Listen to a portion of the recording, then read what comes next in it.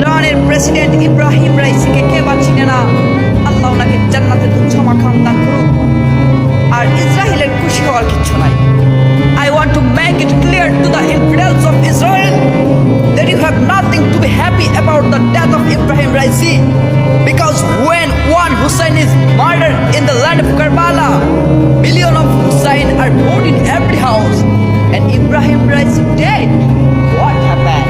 What happened? Ibrahim Raisi will be born in every house, inshallah. Ebrahim Raisi করে করে জন্মে নেবে।